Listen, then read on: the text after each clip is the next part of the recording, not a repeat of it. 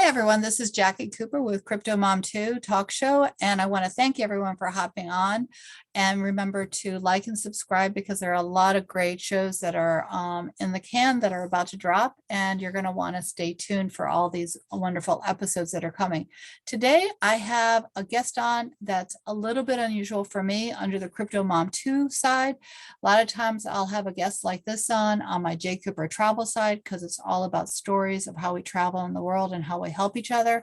But today I have him on the CryptoMom2 side because of the fact that I connected with him and his whole team over at the NFT Expoverse. So I'm really excited, about sharing his story. I also just want to mention to everyone who's here, my dog is at my feet. She just happened to come in. So if she happens to pop up on my lap, we'll include her in the conversation. So with that being said, I want to welcome you to the show. How are you doing today, Lentz? I'm doing very well, Jackie. And before everything, I want to say thank you for taking the time to have me on your show, and I hope we're going to have a great conversation. Yeah, I'm very excited because I know that one of the things that we're doing is very close and dear to my heart. And so as those that have been listening and following me know, I recently wrote a book. It's called The Bitcoin Cinderella. For those that don't know, let me kind of grab it and show you. It's just The Bitcoin Cinderella. And the story is all about of an adventure on the blockchain. And I recently had it translated into Spanish, but we're going to be translating it into English and Creole. And then eventually, not so soon after that, into French. And I'm very excited about this project because it's going to be helping children and a charity close to your heart. And so I definitely want to be talking about that because it all, kind of comes together as to who you are and your personal mission and what you're doing. So with that, you're a musician, you're an artist, you're a businessman. What is the passion behind all this? Because I know that your story is very rich. What would you like to share first? Because there's so many layers to this. Well, yes, I really like when people ask me that question. What would I like to share first? I think I want to start my story by saying what's my objective, actually. Yeah. My objective is try to give a better image of where I'm from, because I like to tell people that I'm 120% Haitian, which means like I'm more than Haitian. So everywhere I go, I always try to give like the best performance, the best service, the best advice to people, just because I want to take away that image that everybody has. Like I want to erase that image that people think that everything that comes from Haiti is dark, it's poor. So that's my first mission. So having such big mission implies that I had to do some preparation, and that preparation included like some studies, some very important studies, social engineering, industrial engineering, music wise, also studying harmony and stuff. So yes, I'll start by saying that is my mission. My mission is trying to change whatever people think, whatever people hear about Haiti.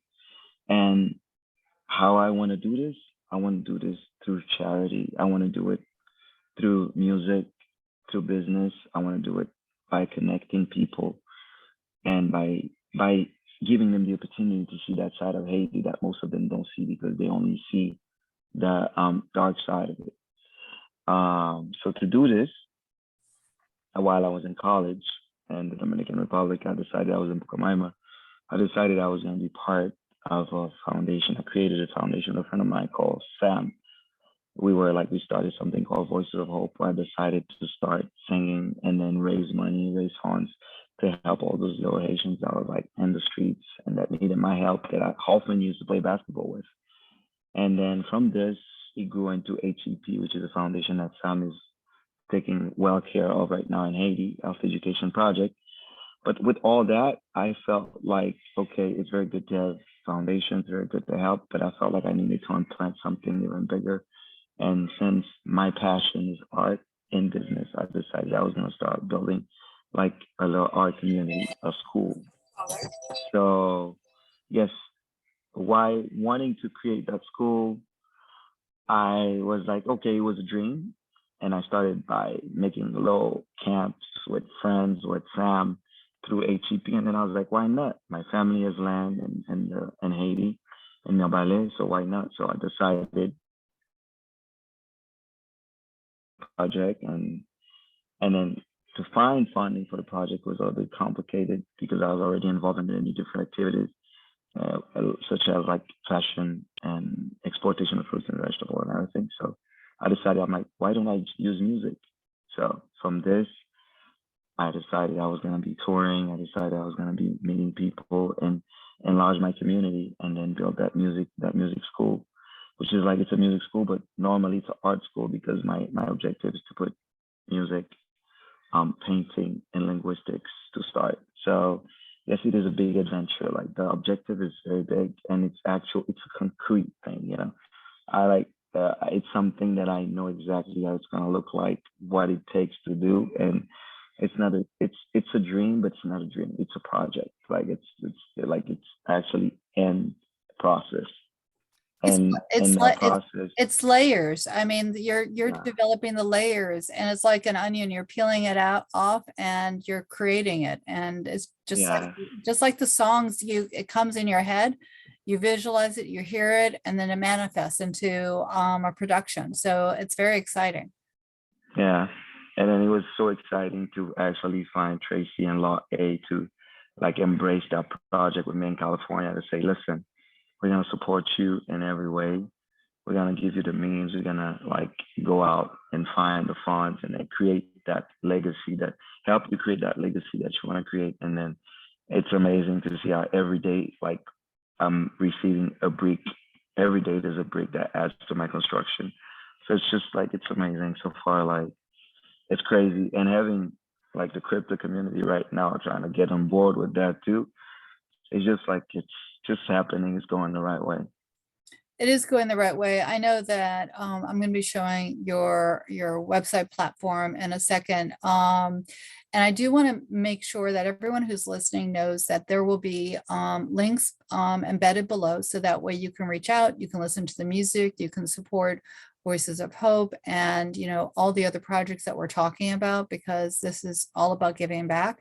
And everything that you support, within the various platforms are about charitable giving as well as kind of outreach.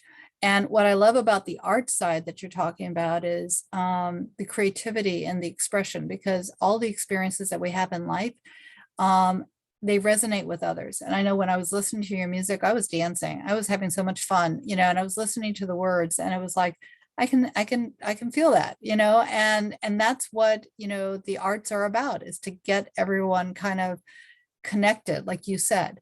So, now you have an LP coming out. You have different things, projects happening. What do you want to share next in terms of what people should be looking for?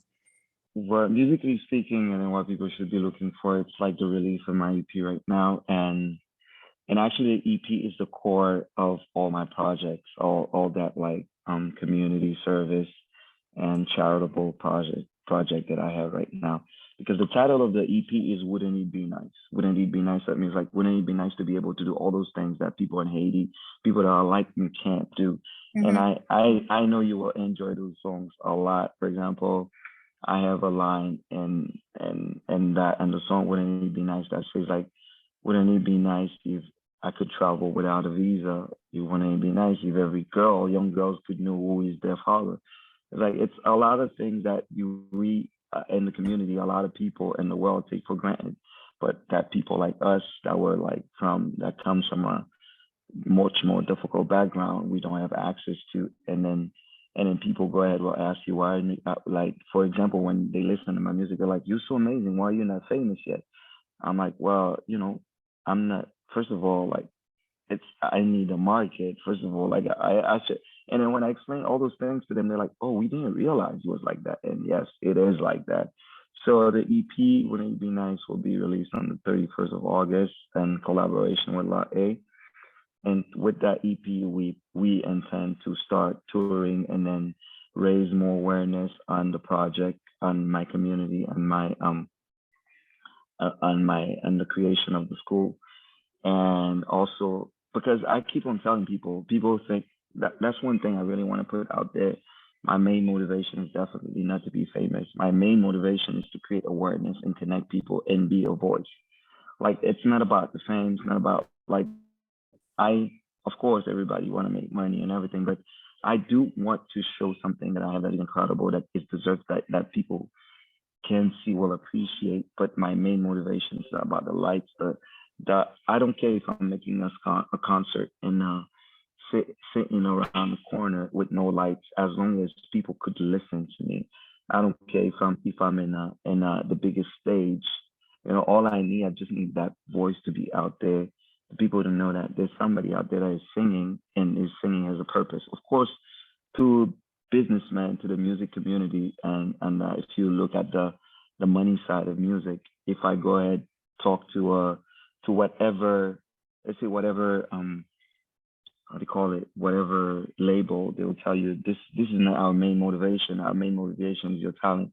And thanks to God and my to I'm blessed enough for them to tell me, okay, not only you have a purpose, but we want to market you as a person before your the way I would like it to happen, I would like my project to be marketed before me as a person. But unfortunately, it's going to be me. But I just want it when it's me, I want to be there with a project that makes sense. So yeah, so wouldn't it be nice, like 8 beautiful songs that would each one of them talking about something different that has to do with life, actual life, with real lyrics, with very good music. That was like I had an incredible time creating that EP with love songs, with reality songs, with like everyday type of songs. It's like it's a great project, and I can't, me as one of the creator, or should I say as the creator, I can't wait for it to happen. I can't wait to have it out there, to hear have all the critiques, everybody come to me telling me what they think about it, because so far I know what I think about it, but I'm excited to see what other people think about it. Mm. It sort of is like, it's like giving birth. You're giving birth to a project, and it's going to take on a life of its own. And, again, there's a lot of things you're going to be able to do with it. I know you and I and Tracy have talked about the NFT side with the music, but there's so much more.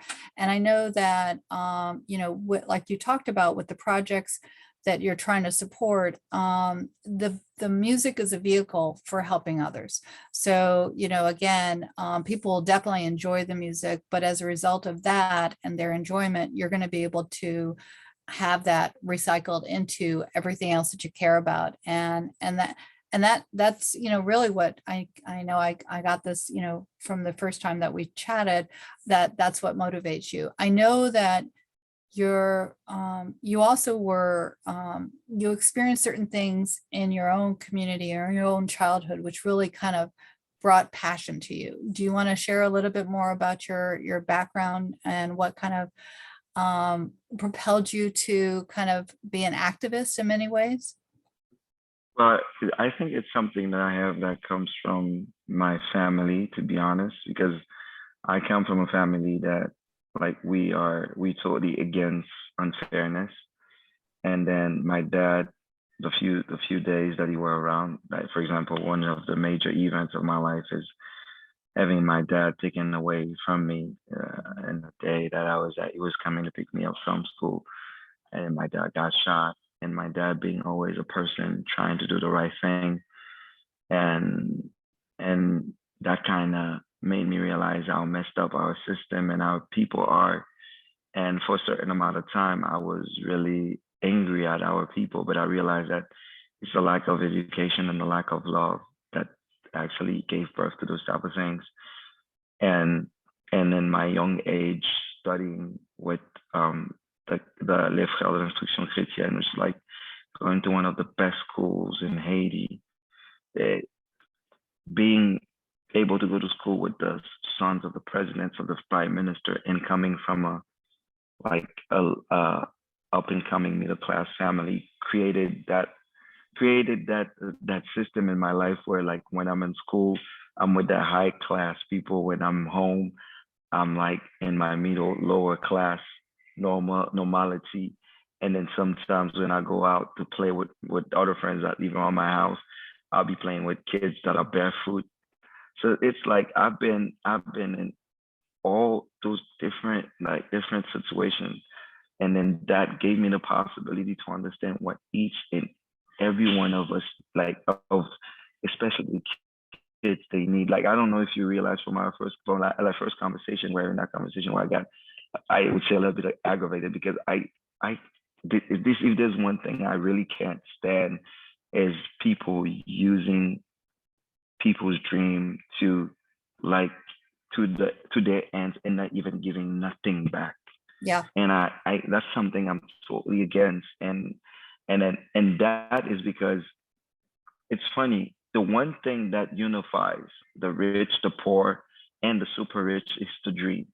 Each one of us dream with something. The rich guy, like it's so personal what I'm telling you right now. I have a friend of mine, like he's one of the best physicians that I've known from Haiti and is amazing. To me, this guy is a genius. And the guy looked at me one day, he was like, I wish I could be like you, have your confidence. And I looked at him and I started laughing. I'm like, you're a neurosurgeon.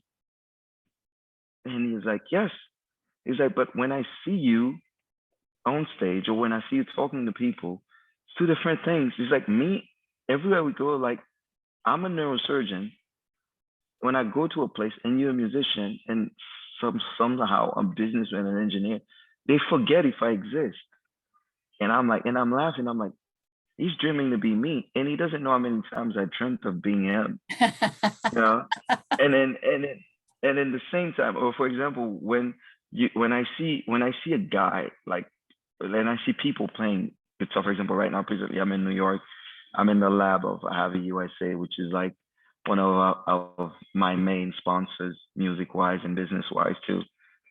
And then we go into New York, and then in the subway, I see a guy with with the with with the confidence and the freedom to just grab his guitar and then sit down in the corner and play Yeah. guitar with no stress. And I'm like, I can't do this because I got to think about how am I going to get the containers to start building that container school?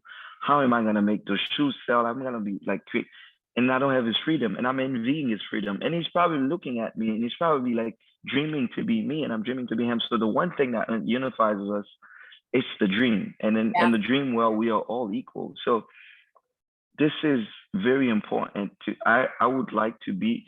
I always surround myself with people that understand the power of dreams, and then the that understand that this is one thing you can't play with. Yes. If you tell somebody you're gonna help them somehow achieve or walk towards their dreams, you do it, because that one thing can destroy a person. Because I myself, I've been in a situation where I wanted to stop doing music so many times because of people like that, and I know how much that affected me, and even business wise. You know how it is to present like a business plan to somebody knowing that they have the funds and the means to help you succeed. And then they look at you after they had you working months for that business plan, and they don't even open the book. They don't even open the folder, and they tell you it's not a good time. And then 3 months after, they realize in your project Yeah. without you. Yeah. Yeah. So so all those things, like I've been through them and I understand. So that's like right now, like my music, I want to play music because that's what I love to do. I want to surround myself with people with good heart, and I want to create a community, and I want to build that school. I want to share my story with the world.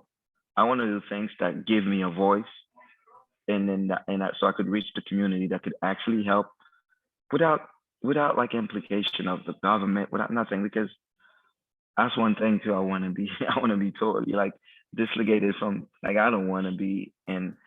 And that's one of the reasons why I like the idea of the crypto world within my music and within the donations, because it's something that is totally independent from the government.